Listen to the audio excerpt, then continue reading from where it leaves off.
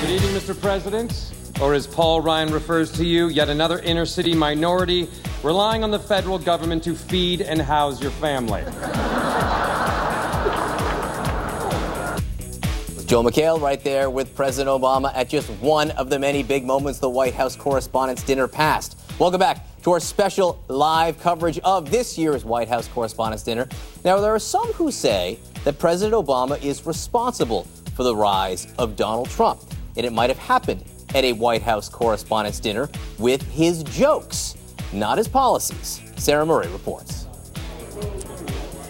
Well, John, this Sarah dinner gets Murray's its live, fair share of criticism. There it is. All right, John. This dinner gets its fair share of criticism every year because Washington insiders are absolutely fawning to rub elbows with A-list celebrities, like actual famous people, not like Washington famous people. But it may also be responsible for sparking a larger political movement, the candidacy of Donald Trump, after he set out to be taken seriously after being laughed out of this room just a couple years earlier. Amazing. Welcome to Nerd Prom, the one weekend a year when celebrities flock to D.C. for a weekend of parties with the Beltway elite.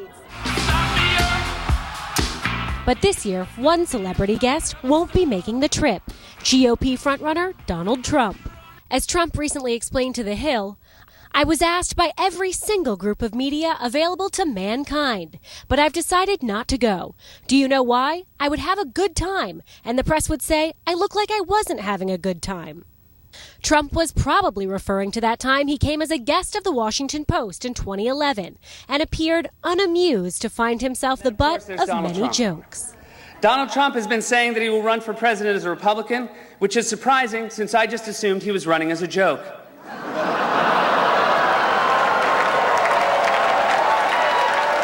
President Obama, having just released his long-form birth certificate at the insistence of critics, including Trump, dug in even deeper. No one is prouder to put this birth certificate matter to rest than the Donald. And that's because he can finally get back to focusing on the issues that matter. Like, did we fake the moon landing? Just days earlier, Trump boasted about the role he played in urging Obama to release the form. Saying the president should release this. I have done a great service to the American people. I got him to release a birth certificate that he should have done 3 years ago. The issue clearly. We do not have time for this kind of silliness.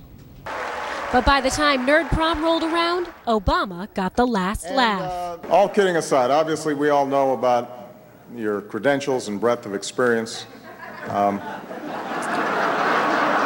For example, no, seriously, just recently in an episode of Celebrity Apprentice at the steakhouse, the men's cooking team did not impress the judges from Omaha Steaks.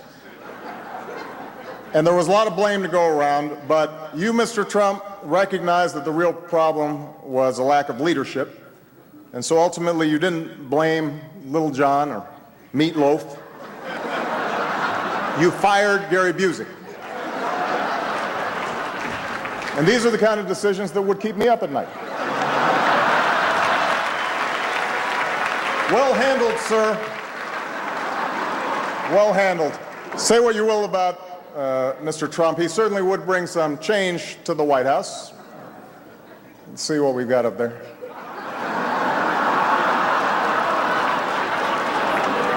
Even though Trump insists he enjoyed the dinner, it certainly didn't appear that way, says former senior White House advisor David Axelrod. There were a series of devastating jokes, and everybody was looking at Trump, who seemed mildly irritated by them, and by the end kind of walked out of the thing and didn't hang around.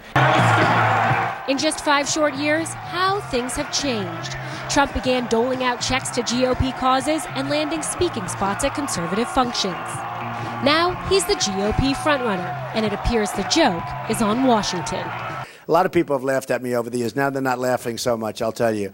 They're going to take care, and we're going to do that. Now, even though Trump will not be here this year, you can bet he's going to be on the receiving end of some laughs. This year's comedian Larry Wilmore just said recently, the whole Trump fiasco writes itself.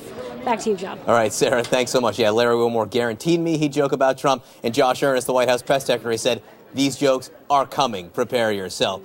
Back with our panel right now to talk about sort of the Trump factor and what to expect here and what happened since 2011. Kayleigh, do you buy the argument? Because there's been reporting out there that says, it was that moment in 2011 that put the kernel in Donald Trump's head that he should run for president. Maybe that was the moment where he said, hey, I think I can do this. But, Donald Trump, I think, barreled onto the scene, wasn't politically correct, threw out the political script, and that's why he's been successful. It could have been that moment that sparked it, but I think it had been his design for quite some time. And I have to disagree that those jokes were devastating and Donald Trump wasn't enjoying them, because he was clearly smiling. But it's a lose-lose situation when they zoom in on your side profile and have you as the brunt of the joke. It's interesting because we showed the president there hitting Donald Trump, and they were tough, but they weren't. He did look like he was laughing a little bit there, Donald Trump did, and those seemed to be funny. It was the jokes that Seth Meyers told. We showed one of them right there. They started to really dig in. I mean, Seth Meyers' job is not to. Seth Meyers doesn't have to wake up the next day and be in D.C. or be anywhere. The comedian's job, as opposed to the president's job, is to find what he or she believes is the target and the hardest hit ever. It's a really big difference between.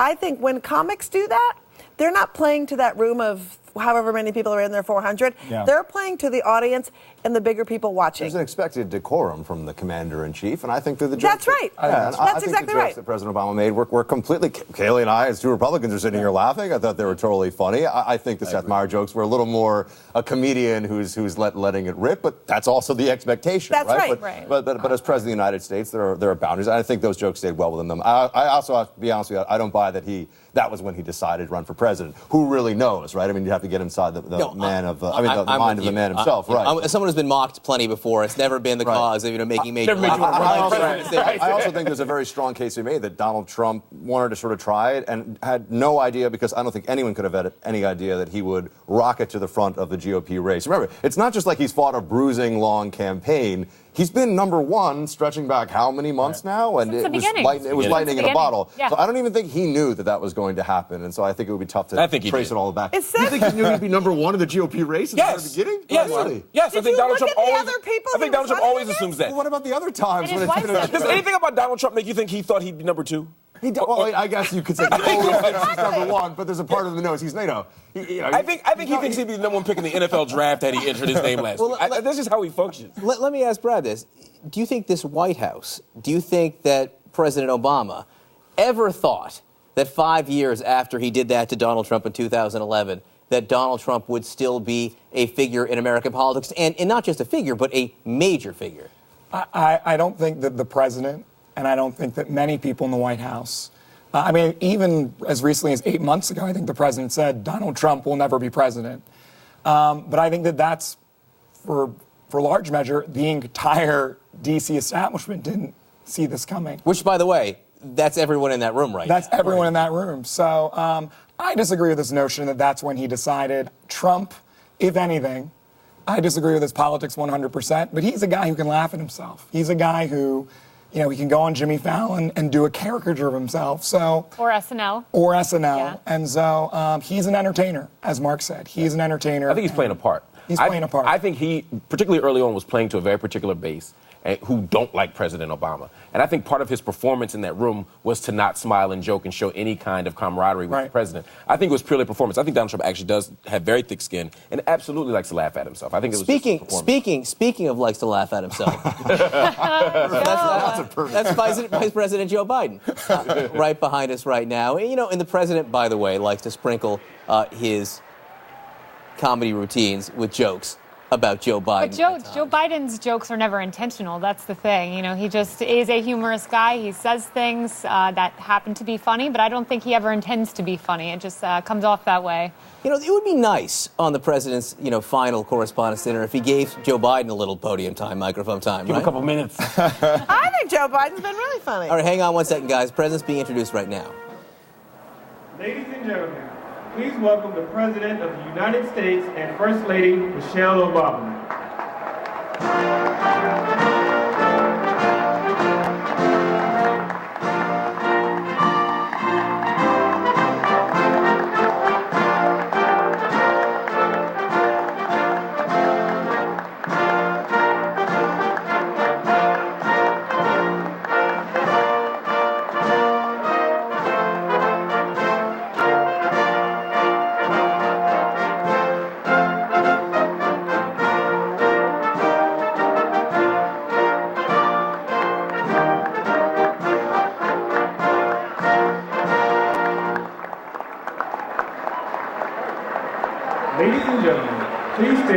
presentation of colors. All right, President Obama just walking in the room right there, shaking hands with Larry Wilmore. Larry Wilmore told me last week he had never met the president, that this dinner, this event will be the first time he met with President Obama. He was very excited about that. All right, which past president had the best set at the White House Correspondents' Dinner? We'll look who had the biggest laughs. That's next.